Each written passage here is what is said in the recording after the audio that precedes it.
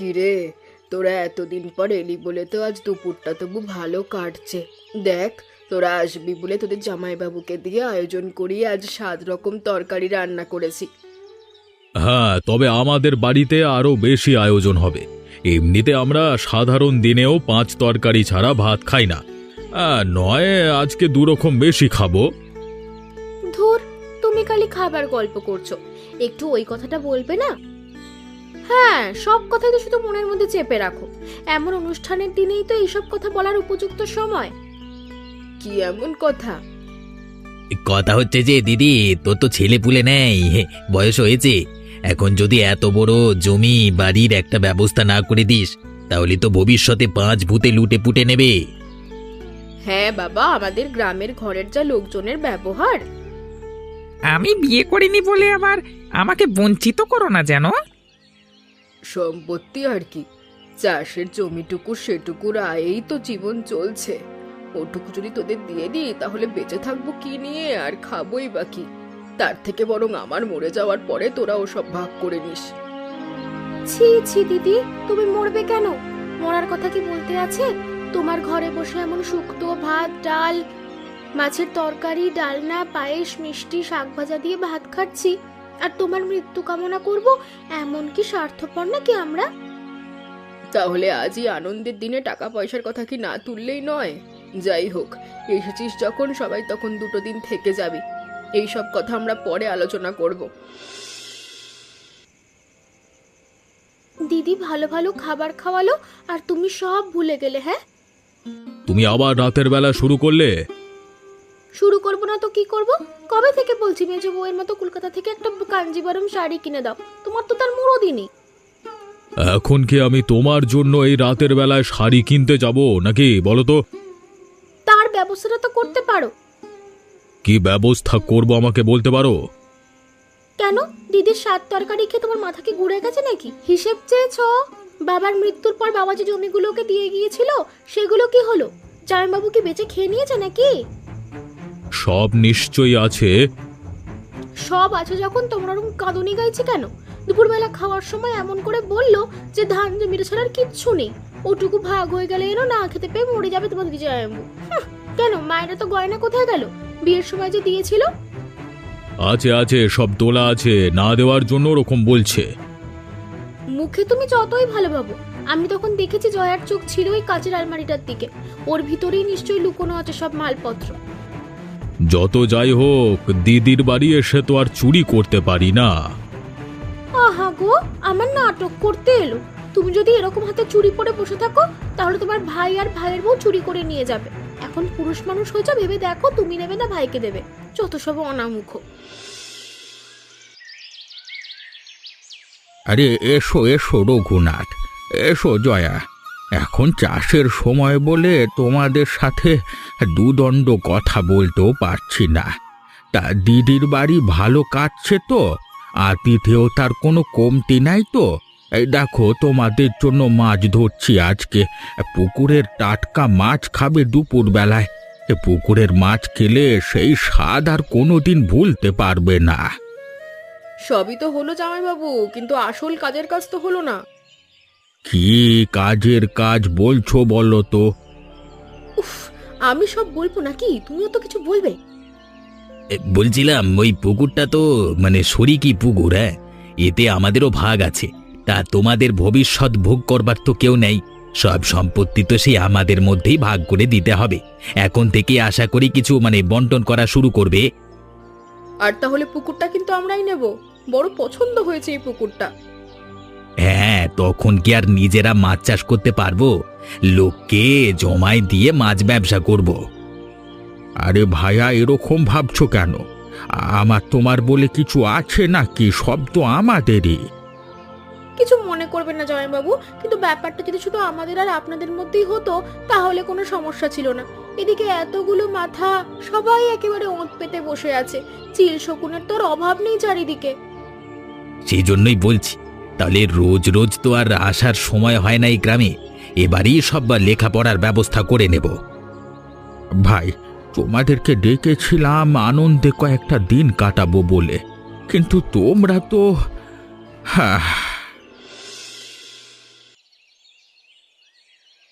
কি রে দাদা, তোরা দুই ভাই মিলে ভালোই শুরু করেছিস বল।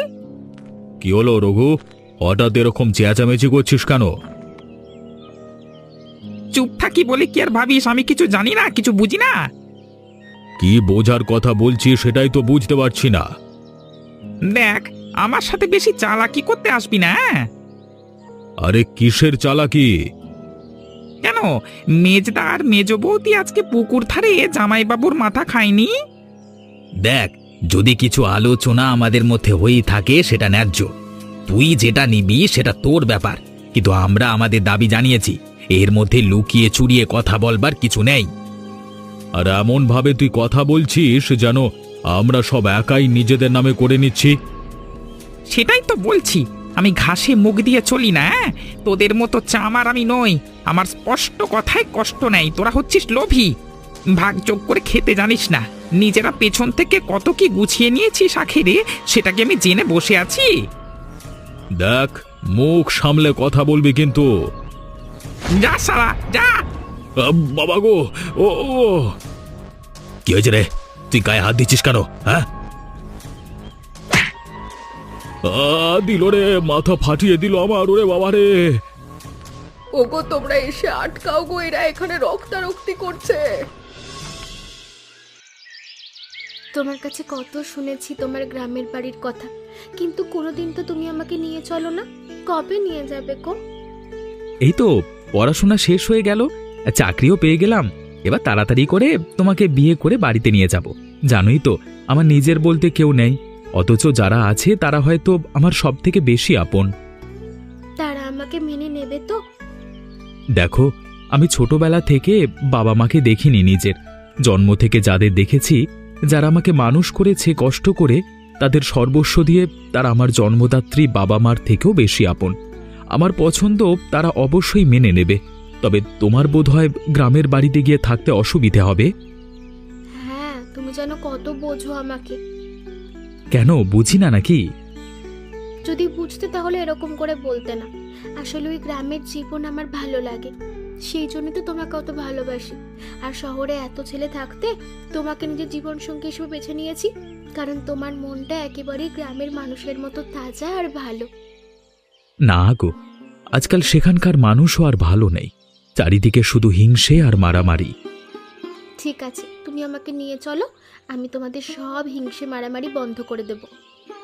তাহলে চলো, তাড়াতাড়ি করে আমরা বিয়েটা করে ফেলি। আর ভালো লাগছে না এরকম লুকিয়ে লুকিয়ে দেখা করতে।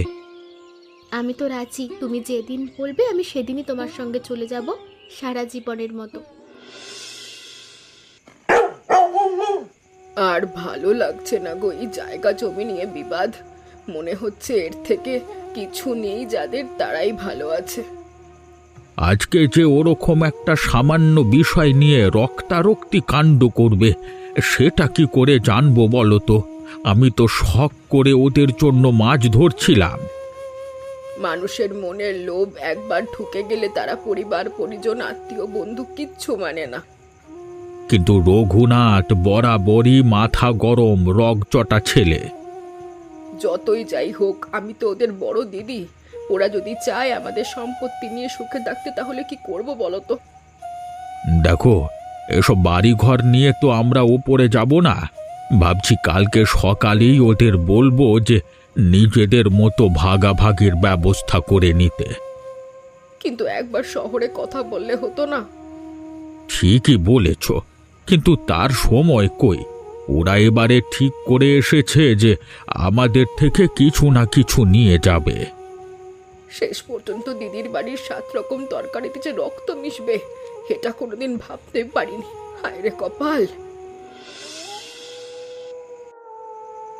কি হলো, আজকের দিনটাও তুমি এরকম মুখ গোমড়া করে বসে থাকবে?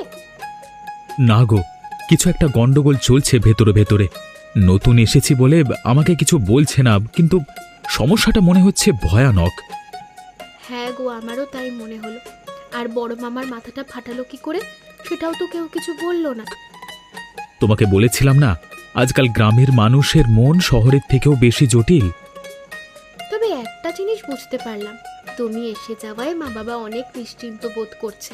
বোধহয় তোমার জন্যই অপেক্ষা করছিল। দাঁড়াও, ওরা আমাকে চেনে না, যদি দেখি ঝামেলা পাকাচ্ছে সবগুলোকে এক ধার থেকে ঘর থেকে বিদেয় করব। এ গ্রামে ঢোকা বন্ধ করে দেব ওদের। তুমি মাথা গরম করো না, সব ঠিক হয়ে যাবে। ঠিক হবে না, ঠিক করে নিতে হবে। আচ্ছা ছাড়ো তো, আজকে তো আমাদের প্রথম রাত, একটু স্পেশাল হবে না? আচ্ছা তাই নাকি? ঠিক আছে, তবে ওসব কথা ছাড়লাম। ওসব কথা ভাবার জন্য তো সারা জীবন পড়ে আছে। আজকে শুধু তুমি আর আমি। দেখো দেখো, পুকুর ধারে বেড়াতে এসেছে শহরের পটের বেবি। এই তো সুযোগ, একদম ছাড়া যাবে না। হ্যাঁ হ্যাঁ, চলো চলো। আরে এই মেয়ে, আরে ওই রূপসী, এদিকে একটু শুনে যাও। হ্যাঁ, একদম যে আমাদের পাত্তাই দিচ্ছ না। হ্যাঁ বলো মামি। বলছি, যতদূর জানি তোমাদের শহরে তো শিক্ষা দীক্ষা লজ্জা শরম আচার ব্যবহার কিছুই নেই, তবে টাকা আছে। গ্রামে কিসের লোভে বিয়ে করে এলে শুনি? এখানে তো আর দিন দুপুরে বিলেল্লাপনা করে বেড়াতে পারবে না। হ্যাঁ দিদি, যা বলেছো। ম্যাগো ম্যা, লজ্জা লজ্জা। যেমন ছেলে তার তেমনই বউ হয়েছে। ছেলেটা নয় বুদ্ধিমান, জন্মের পর থেকে এই বাড়ির ধন সম্পত্তি খাচ্ছে, বিয়ের পর শ্বশুরেরটাও খাবে। কিন্তু তুমি কি লাভ পেলে গো মেয়ে? কিছু মনে করো না, একটা কথা বলি। শহরের শিক্ষা দীক্ষা আছে কি নেই সেটা জানতে তো শহরে যেতে হয়। তোমরা কি কখনো শহরে গেছো? আমার তো মনে হয় না। আর সম্পত্তির লোভের কথা বলছো, এখানে আসা থেকে যতদূর মনে হচ্ছে তোমরাও তো সেই লোভেই এখানে এসে পড়ে আছো। তোমাদের দেখেও তো খুব একটা উঁচু দরের মনে হয় না। কি বললে মেয়ে, তোমার এত বড় সাহস? নতুন বিয়ে হয়ে এসে আমাদের মুখে কথা বলছো? আমার বাবা মা আমাকে বড় স্কুলে পড়িয়ে, কলেজে পড়িয়ে শিক্ষা দিয়েছেন।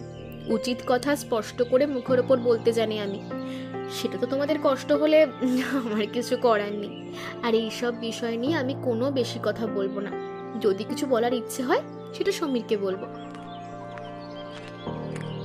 শুনে যাও বলছি, শুনে যাও। সাহস তো কম নয়। বউ হয়েছে তোমার বাবা একটা। কেন, কি আবার খারাপ খুঁজে পেলে তার মধ্যে?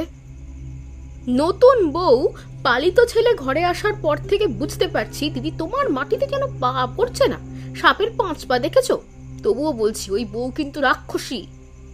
ভর সন্ধেবেলায় একটা বাইরের মেয়ের নামে খারাপ কথা না বললেই নয়। আমরা দুপুরে একটু ভালো মন্দ জিজ্ঞাসা করলাম, যতই যাই হোক আমরা তো গুরুজন। আমাদের কি না কি বলে অপমান করলো, বলে কিনা আমরা অশিক্ষিত মূর্খ লোভী।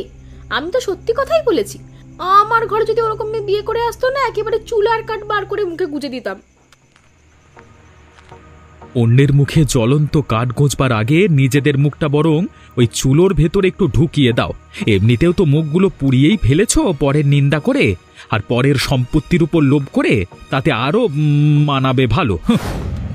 থাক না বাবা, ওরা তো আমাদের বাড়ির অতিথি। এরকম অতিথি বাড়িতে থাকবার থেকে না থাকা ভালো। আমি এতদিন ছিলাম না, আমি শুধু আন্দাজ করছি যে তোমরা এখানে এসে কি অত্যাচার করেছো। দেখো, ভালো কথা বলছি, যদি থাকবার ইচ্ছে হয় ভালোভাবে থাকবে, না হলে এ বাড়িতে কিন্তু আমি থাকতে দেব না তোমাদের। আহা সমীর, রাগ করছিস কেন? আহা, নতুন বউয়ের কথা উঠেছে তাই বাবুর গায়ে একেবারে ঝাল লেগেছে। সত্যিকারের যেদিন ঝাল লাগবে সেদিন এ বাড়িতে তোমাদের আর ঠাঁই হবে না, কথাটা জেনে রেখো, ঠিক আছে? আয় জয়া, চলে আয়, এখানে আর কথা বাড়িয়ে লাভ নেই।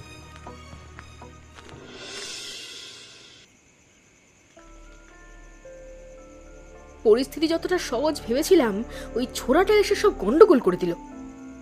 এবারে এখানের পাত্তারি গুটিয়ে যাওয়ার সময় এসে গেছে। থেকে যখন গেছি, কিছু না কিছু নিয়েই তো এই বাড়ি থেকে যাব। তাহলে কি করবার আছে এখন? সম্পত্তির কাগজগুলো একবার হাত করতে পারলেই খেলা শেষ। তখন এই শিক্ষিত ছেলে আর ওর বউয়ের আর কত ক্ষমতা আমিও দেখব। যা করবার কিন্তু তাড়াতাড়ি করতে হবে।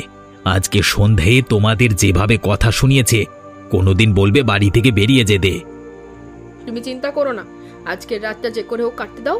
কালকের দিনটা এমন ভাবে সবার সঙ্গে ভালো ব্যবহার করে কাটাবো যে কেউ সন্দেহই করবে না। তারপর সুযোগ বুঝে মেরে দেবো। এখানে এসে লাভের লাভ কিছুই তো হলো না, উল্টে ভাইয়ের হাতে মার খেয়ে মাথাটা ফাটলো। বুঝতে পেরেছি তো, তুমি তো বড্ড বলেছিলে বাড়ির মালিক হবে। কোথা থেকে ছেলেটা চড়ে বসলো আর মুখ থেকে কথা বেরোনো বন্ধ হয়ে গেল আমাদের যত সব। আজ আজ নতুন বউকে দুটো কথা শুনিয়েছি বলে একদম যা নয় তাই করে অপমান করলো। দেখো, একটা জিনিস আমি পরিষ্কার বুঝে গেছি, এই লড়াইয়ে কেউ আমাদের পাশে দাঁড়াবে না। নিজেদেরটা নিজেদের বুঝে নিতে হবে। সম্পত্তির কথা তো ভাবতেই পারছি না, তবে লাভের জায়গা এখন একটা আছে। সমীর যখন চলে এসেছে তখন আইনত সব সম্পত্তিও পাবে। এই গ্রামের চাষের জমির আর কত টাকা দাম, তার থেকে বেশি দামি জিনিসের দিকে আমার চোখ আছে। কি জিনিস? আরে মায়ের গয়নাগুলো যে লুকিয়ে রেখেছে, এত বছর আলমারির ভিতরে রয়েছে, সেগুলো যে করে ও খাতাতে হবে। তোমার তো শরীরটা এখন আগের থেকে অনেক ভালো হয়ে গেছে। দেখো ভাইয়ের সঙ্গে এখন ঝামেলায় গিয়ে লাভ নেই। আগে আমরা নিজেদের আখেরটা গুছিয়ে নিই, তারপর সবগুলোকে একসঙ্গে দেখাবো মজা। ঠিক আছে, তোমার যা ইচ্ছে হয় করো, আমি পালানোর জন্য প্রস্তুত। যা হবে কাল রাতেই হবে। এই বাড়ির লোক বুঝবে কত ধানে কত চাল।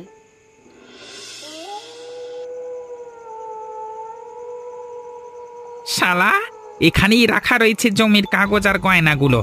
সবার চোখ আছে এদিকেই, তবে কেউ কিছু করবার আগে আজকে আমি নিয়ে পালাবো সব।